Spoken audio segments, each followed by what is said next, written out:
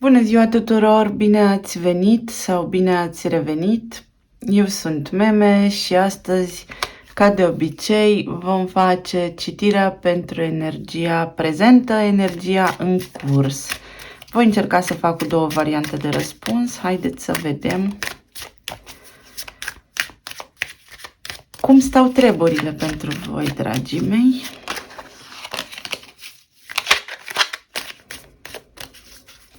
Voi lua două cărți oracol. Vedem care este tema principală.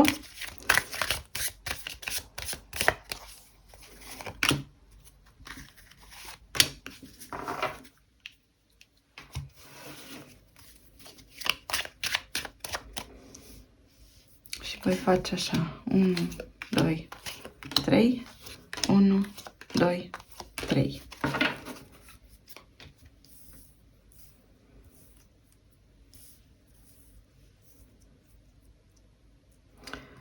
Grupul numărul 1 va avea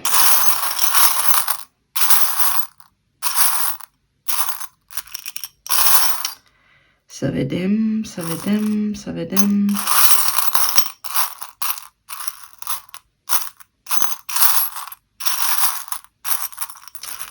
Uite, luna aceasta nouă, o intenție, și grupul cu numărul 2 va avea un trifoi cu 4 foi. Grupul numărul 1 este luna și grupul numărul 2 trifoiul cu 4 foi. Voi vedeți cu care dintre ele rezonați. Voi începe cu luna.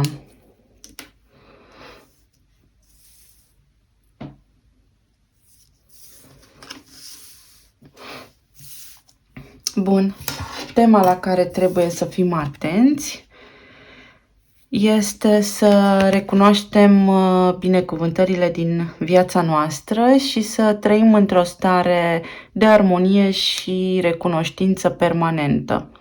Este adevărat că toți alergăm după starea de bine, după iubire, după armonie, să ne simțim validați și așa mai departe. Și de multe ori s-ar putea să omitem lucrurile bune pe care deja le avem sau să le luăm de-a gata, să nu mai realizăm sau să nu conștientizăm multele beneficii pe care totuși le avem în viața noastră, dar cel mai important lucru, acela că trăim și că suntem sănătoși. Evident, cu mici provocări, probabil mulți dintre voi, dar în esență, înțelegeți, mesajul este același. Putem să facem lucrurile pe care ni le dorim, că avem provocări în diferite direcții, asta este deja altă poveste. Deci să fim recunoscători, aceasta este tema principală, centrală a citirii voastre. Pe sfera iubirii avem aici diavolul, cifra 15, poate ora 3, ora 6, ora 1 sau ora 5, sau cifrele în esență să simbolizeze ceva. Unii dintre voi aici pe sfera relației, în relație, aveți o tensiune, situația stă destul de anevoios, probabil există o doză de atașament nesănătos aici, poate discuții sau poate ceva provocări de natură financiară. În tot cazul văd o legătură care este cumva aliniată cu o vibrație mai joasă, nici de cum cu cea a sufletului. Vom vedea despre ce este vorba. De ce a apărut diavolul aici? Ca semn astrologic avem de-a face cu un Capricorn. Văd că omul la care vă gândiți voi are o tendință să controleze lucrurile sau a avut o tendință de a controla lucrurile, de a comanda poate relația sau s-a purtat ca și când toate lucrurile i s-au cuvenit, v-a luat de-a gata, nu a apreciat partea voastră bună, disponibilitatea voastră, forța cu care voi ați dăruit în relație și cu care poate v-ați implicat și ați oferit iubire. Evident, se poate aplica și pentru dumneavoastră, adică să fiți voi cei care au luat pe cineva de-a gata. A apărut 5 de spade. Ați fost într-o relație de compromis, o relație în care ați zăbovit, să spunem, o lungă perioadă de timp. Cred că ați ieșit din această relație. Cred că acum sunteți într-o stare de suspendare și de tensiune. Cred că dialogul a fost unul foarte anevoios, poate multă discuție, multă ceartă, cuvinte spuse fără rost, jigniri, de ce nu, există probabilitatea să fi fost aici. Partea feminină, energia feminină, că sunteți femeie, că sunteți bărbat, a fost cea mai afectată în această discuție, a fost cea care a simțit că lucrurile au scăpat de sub control și a încercat să remedieze situația. Undeva flacăra aceasta a iubirii s-a stins și a apărut un conflict interior. Iată. 2 de cupe. A fost o relație intensă, dar o relație cu foarte multă toxicitate, pe care este necesar să o curățați dacă vreți ca în viitor să mai continuați această poveste cu această persoană. Însă ce văd eu aici este o relație toxică, de compromis major, cu cineva care nu vă vrea în totalitate binele sau cineva care este mai mult interesat de sine și să luați eventual lipsa comunicării sau ruptura care s-a produs probabil între voi ca pe o binecuvântare. Și încă o carte. Ia uite, iar ceartă. 5 de bâte. Cred că ați fost mai mulți implicați aici în relație. Fie cearta a pornit așa cumva de la un anturaj, fie omul acesta, persoana la care voi vă gândiți acum, avea probleme cu anturajul vostru, cu prietenii voștri, fie familia a fost implicată aici și din cauza familiei s-au iscat și s-au născut aceste discuții. În tot cazul, relația, să știți că nu a stat pe o bază a armoniei și nu a stat pe o bază solidă. Nu văd decât conflict, nu văd decât ceartă, discuții, agresivitate de natură psihologică, foarte mult șantaj psihologic aici, foarte multă epuizare mentală și psihică. Pe sfera sănătății, nu, pe sfera profesională, iertați-mă, avem 9 de bâte. Profesională sau carieră sau bani. Aici vă văd obosiți să luptați, obosiți să încercați să câștigați. Ați ridicat asul de bâte aici.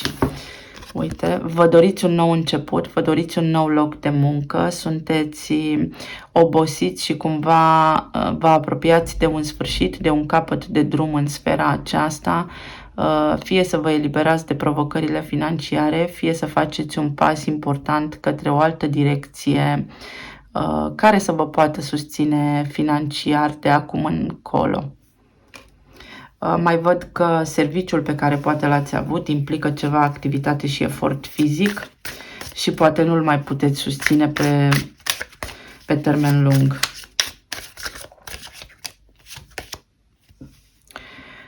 Doi de bâte spune că oscilați în alegerea unei direcții, așteptați vești, poate ați fost la vreun interviu, poate cineva v-a promis sau ați discutat cu cineva despre o nouă direcție în care să mergeți, despre un nou potențial post pe care să îl luați. Așteptați vești de la cineva cu care ați discutat recent.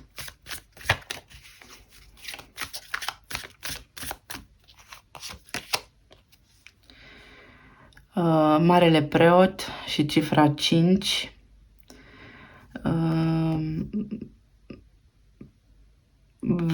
Sunteți sătuli de acest contract de muncă și căutați în mod evident o scăpare, o regenerare, o reușită aici. Pentru unii dintre voi sunteți deja obosiți de cât ați muncit o viață și vreți să vă pensionați, vă cereți dreptul, dar vă văd cumva și ușor necăjiți, parcă nemulțumiți, bucuroși că în sfârșit veți avea mai mult timp liber, dar este ceva aici ce vă nemulțumește la nivel de spirit. Regina de bâte. Veți găsi o satisfacție, să știți, în toată povestea asta. Dacă ieșiți la pensie, unii dintre voi veți ajunge să vă simțiți mai importanți și mai validați cumva, să vă dați seama că sunteți puternici și încă importanți, încă valorați, că aveți încă valoare. Iar pentru unii dintre voi, dacă vă căutați un serviciu nou, așa cum am mai spus, o femeie vă poate ajuta sau voi sunteți această energie feminină care își caută un nou drum profesional și veți reuși să mergeți pe o altă cale unde să vă simțiți apreciată, valorificată, cu, cum să vă spun, recunoaștere profesională și cu recunoașterea meritelor voastre. Pe planul sănătății, să spunem așa, văd aici o puternică nevoie de vindecare, mai ales la nivel emoțional. Văd aici foarte multe flori. Florile au legătură cu semnul astrologic al Fecioarei, cu grădinăritul, iar Fecioara stă pe axa astrologică a vindecării, în opoziție cu semnul Peștilor, ceea ce înseamnă că voi vreți să scăpați de o problemă care are rădăcini vechi, cu care vă confruntați de ceva timp, poate care a debutat posibil prin tinerețe și de atunci a devenit așa ceva cronic sau este cumva o afecțiune pe care o aveți de ceva timp. Văd aici că vă consultați cu cineva, cu un specialist în acest domeniu și că vă bazați pe ajutorul pe care îl puteți primi de acolo. Unii dintre voi puteți avea prin zona stomacului ceva, provocări, nimic grav, dar ceva al vostru sau pe la șolduri, dar este ceva care se ameliorează cu timpul, apare, vă mai dă ușoare bătăi de cap, iar se ameliorează, cel puțin asta văd eu aici. Iată, ceva legat de articulații, posibil reumatism pentru unii dintre voi, să știți, pentru unii dintre voi ceva ce are legătură cu vasele de sânge, poate cu coagularea sângelui, cine știe. Evident că puteți să fiți perfect sănătoși, indiscutabil acest lucru, deci puteți fi sănătoși, însă pot fi și aceste mici provocări despre care vă vorbeam, dar găsiți o vindecare, da? Găsiți mereu o alinare pentru această afecțiune a voastră. Aici avem comunicare. Dacă vorbim de vindecare emoțională, atunci faptul că puteți să comunicați și să vorbiți despre asta cu cineva drag, cu cineva la care voi țineți, cu cineva din preajma voastră, un prieten, cineva din familie, iarăși vă poate ajuta. Și regina de monede. Văd că energia pământului vă face foarte mult bine, să știți, rădăcinoasele vă fac foarte mult bine. S-ar putea ca unii dintre voi să fie nevoiți să țină regim alimentar sau poate ar trebui să vă orientați către un regim alimentar mai sănătos și către odihnă multă, pentru că 10 de bâte aici ne spune că suntem epuizați, suntem surmenați, suntem foarte, foarte obosiți, dar până la extrem așa. Ce ar mai fi aici? Poate unii dintre voi aveți legătură cu animalele de companie și aici, pe partea de sănătate, căutați pentru animalele voastre de companie să oferiți alinare. Animăluțele voastre să nu se simtă bine și să fiți nevoiți să cheltuiți niște bănuți pentru ele. Bun. Voi mai lua o carte. Aici, la nivel de relație. Iată, e și singură. Cavalerul de spade. Vreți să lăsați în urmă această relație și, așa cum spune și cartea ilustrată aici, vreți să fugiți mâncând pământul, dar vă este foarte greu să scăpați de trecut și de interacțiunea aceasta. Văd aici un vultur. Omul cu care voi ați avut interacțiunea probabil că a avut foarte multă putere asupra voastră și în sfârșit v-ați găsit voi curajul și determinarea să părăsiți posibil această conexiune. Este cineva care s-ar putea să vă supravegheze sau să vă privească îndeaproape sau se interesează destul de des de voi, însă voi nu știți acest lucru.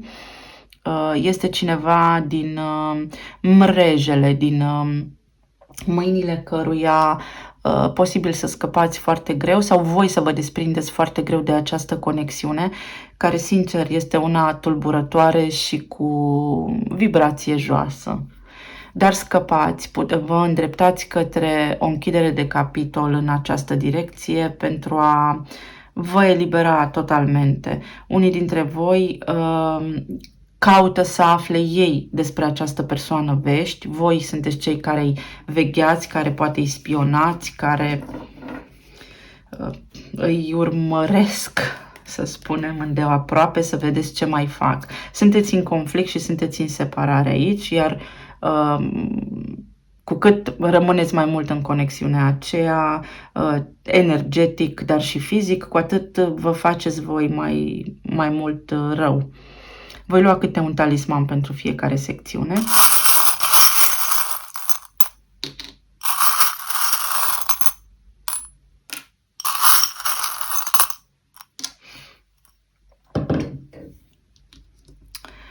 La relația de iubire a apărut inițiala B. Este bine, da, să plecați, să părăsiți această conexiune dacă nu vă mai servește și să fiți recunoscători că puteți avea ocazia, poate să întâlniți pe altcineva sau să vă ocupați în primul rând de voi înșivă. Mai există și inițiala B de la un nume propriu sau un nume de oraș, poate un nume de țară, cine știe cu cine rezonează. La carieră avem aici cuvântul prințesă, adică ceva regal. Iată, și avem aici regina. Nu am un talisman care să spună regină, dar am un talisman care să spună prințesă. Este tot ceva nobil, este tot ceva regal, este o energie de leu foarte puternică aici. Și vă veți simți foarte apreciați în viitorul apropiat. Lucrurile se ameliorează aici pentru voi și vă veți redobândi valoarea, fie primiți o funcție de conducere, fie lucrurile se întorc în favoarea voastră așa cum vă doriți voi din suflet. Iar pe partea de sănătate, după cum spuneam, este bine să vă folosiți intuiția. Pisicuța are 9 vieți, pe semne că voi tot, dacă vorbim despre afecțiunea de mai devreme, este ceva cu care voi poate v-ați obișnuit, dar care vă supără constant și ați vrea să găsiți o soluție permanentă la această provocare de sănătate. Iar dacă vorbim despre animale de companie, posibil cu pisicuțele să aveți ceva provocări zilele acestea, dar nu numai, cu animale de companie mici, de talie mică. Ca semne astrologice, aici la relație avem așa: Rac, Leu,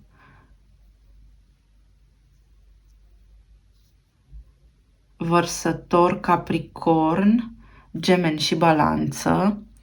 Pe partea profesională avem așa: Săgetător, Berbec, Taur și Leu, iar pe partea de sănătate avem Scorpion, Săgetător și oricare dintre semnele de pământ.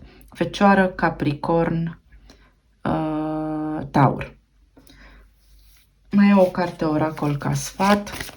Cum puteți să depășiți toate provocările prin a rămâne în adevărul vostru și prin a vă pune pe voi pe primul plan. Avem cartea care spune loialitate și spune următorul lucru. Faptul că voi sunteți de încredere și simțul vostru, modul în care voi iubiți, devotarea, da? Devotamentul vostru și consistența voastră este superputerea voastră. Da? Loialitatea este superputerea voastră, dragilor, și asta înseamnă să fim loiali unei cauze, să fim loiali valorilor noastre, felului nostru de a fi și să fim loiali recunoștinței, să fim loiali și recunoscători, în primul rând nouă înșine și mai apoi Universului pentru tot ceea ce avem și bun în viața noastră. Cam atât pentru voi, dragilor. Vă mulțumesc tare mult pentru că ați petrecut timp aici cu mine. Să fiți sănătoși, iubiți, liniștiți și echilibrați. Merg mai departe cu următorul grup. Bun, pentru cei care au ales trifoiul cu 4 foi, avem așa, ca și energie generală, cartea care spune să vă deconectați. Pe voi vă simt stresați, simt că aveți nevoie de o pauză, indiferent ce înseamnă această pauză pentru voi. Unii dintre voi chiar de o vacanță, iar ceilalți dintre voi să se rupe un pic de cotidian și să își permită să se relaxeze sau să se odihnească mai mult. Ați fost foarte conectați, probabil, la rutina voastră, la viața voastră de zi cu zi și acest aspect a dus la un ușor dezechilibru. În zona de relații, iată, avem luna, un conflict interior, o manifestare, un apogeu, un deznodământ, o închidere de ciclu aici, o situație care a ajuns la saturație cel mai probabil, ceva misterios care învăluie relația, un adevăr pe care doriți să îl descoperiți, niște lucruri pe care doriți să le duceți la bun sfârșit.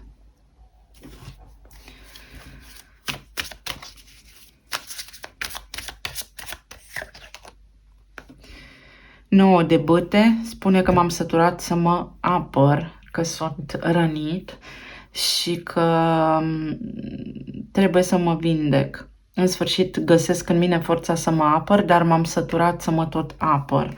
M-am săturat să cer și să nu primesc, posibil. Vă văd ca fiind parte dintr-o relație care vă dă foarte multe bătăi de cap, care nu funcționează bine, pentru care luptați foarte mult, dar pentru care lupta v-a obosit. Deci nu este o interacțiune, o conexiune pentru care să luptați ca să susțineți binele, ci din contră ați obosit luptând. Mi-au ieșit două, iau pe cea pe care am văzut-o. 2 de spade.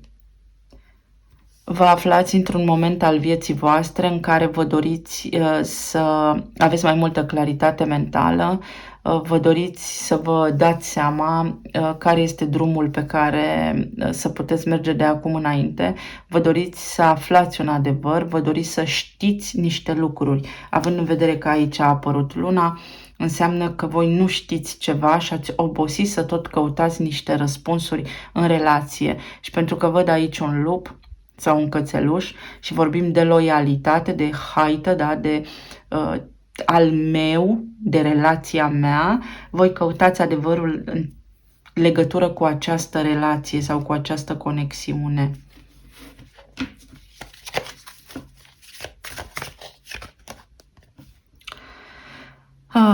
Cinci de spade. Sunteți într-o relație de compromis, într-o relație care probabil este ascunsă sau într-o relație care posibil să aibă parte mai mult de ceartă decât de iubire. O relație unde trebuie să luptați pentru a fi aici și într-o relație în care posibil să nu mai existe niciun fel de comunicare, să fiți cumva așa în separare. voi reveni asupra ei. De fapt, nu, voi mai lua o carte.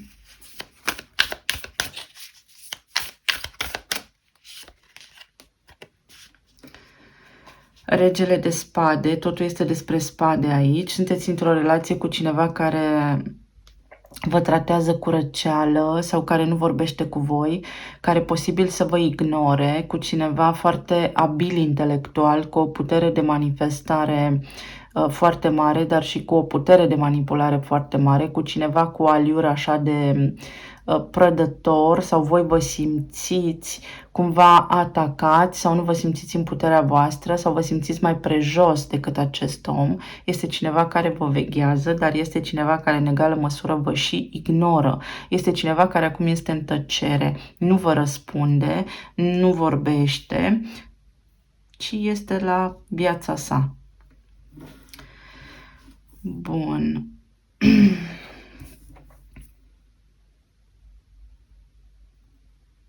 Veți afla răspunsul, vi se va lumina mintea, veți înțelege exact, mai ales în jurul datei de 25 octombrie, să spunem, veți afla niște răspunsuri în legătură cu această dinamică de relație aici, dar frecvența în care vă aflați voi nu este una tocmai bună. Unii dintre voi chiar ați părăsit această relație, iar alții dintre voi vor lua o decizie importantă pe care nu o mai puteți amâna, chiar dacă poate nu va fi neapărat pe placul vostru în totalitate, o decizie veți lua aici care, sub o formă sau alta, vă va duce pe un drum mai bun.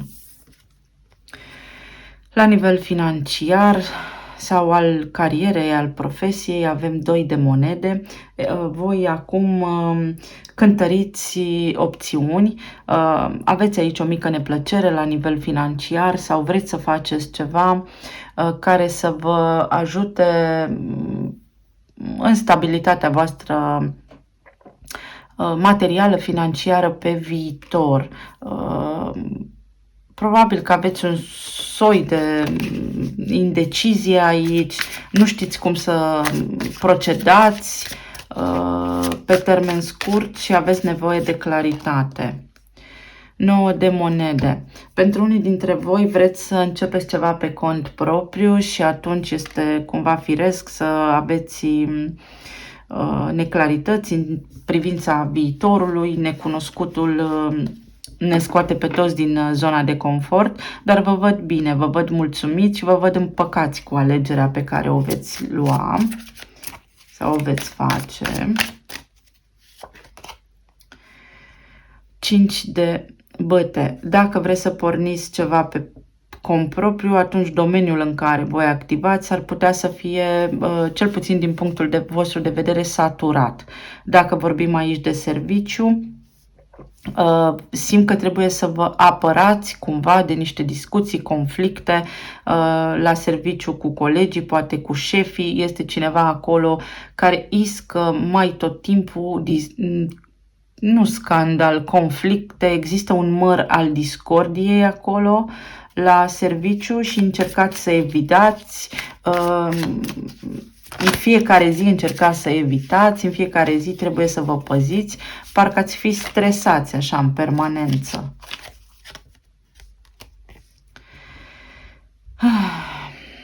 Marea Preoteasă. Sunt niște lucruri pe care nu le știți și tocmai de aceea acum nu puteți să luați o decizie și să mergeți în nicio direcție. Veți ști, va fi nevoie să vă bazați foarte mult pe intuiția voastră în zilele ce urmează ca să puteți să luați cea mai bună decizie pentru voi. Aveți o variantă foarte la îndemână, dar parcă nu vă mulțumește neapărat pe deplin. Mai luăm o carte aici. Împărăteasa.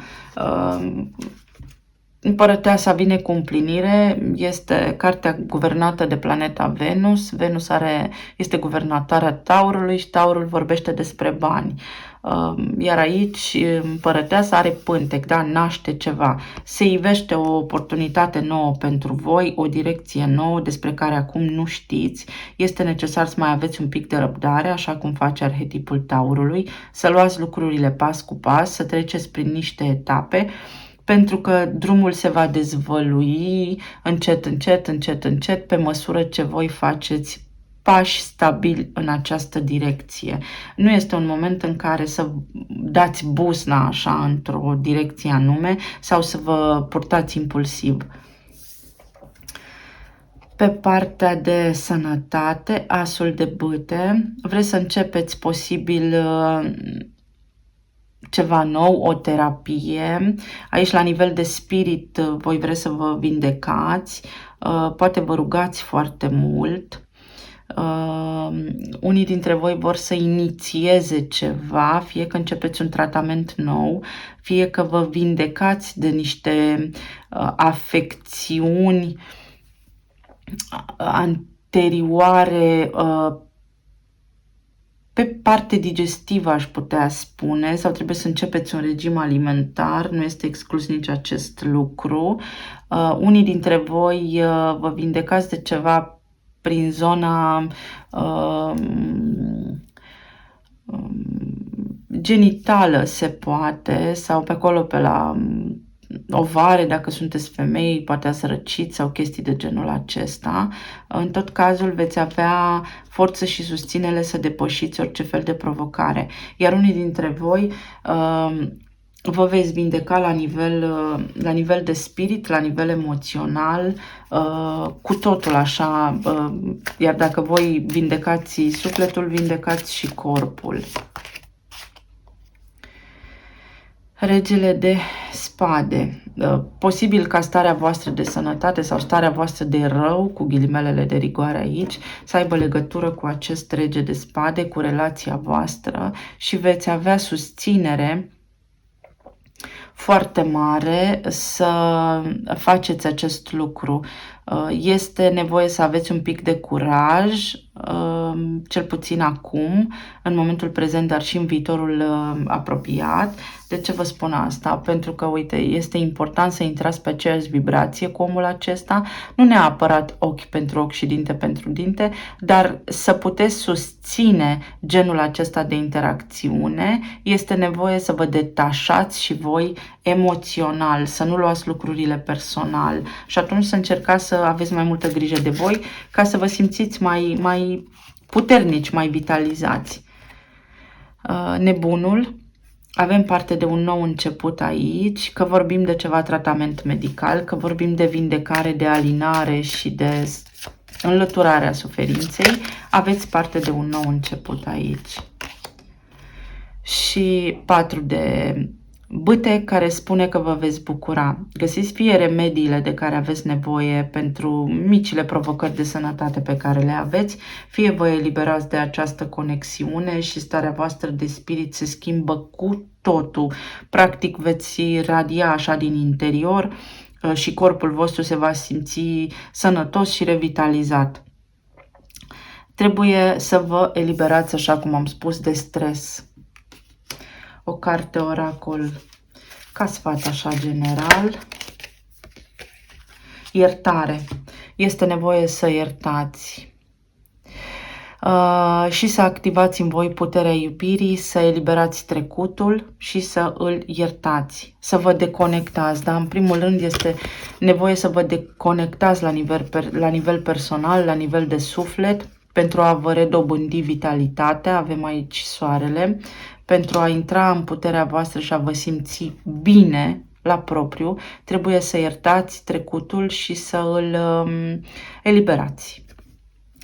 Ca semne astrologice la nivel de relație avem așa: Peștii sau Racu, Vărsătorul, Balanța, Gemenii, Săgetătorul. La nivel profesional avem Capricornul, Taurul, Leul, Taurul din nou și Peștii. Iar la nivel de sănătate avem oricare dintre semnele de foc, Berbec, Leu, Săgetător, oricare dintre semnele de aer, Peștii și Săgetătorul. Mai am un talisman pentru fiecare secțiune.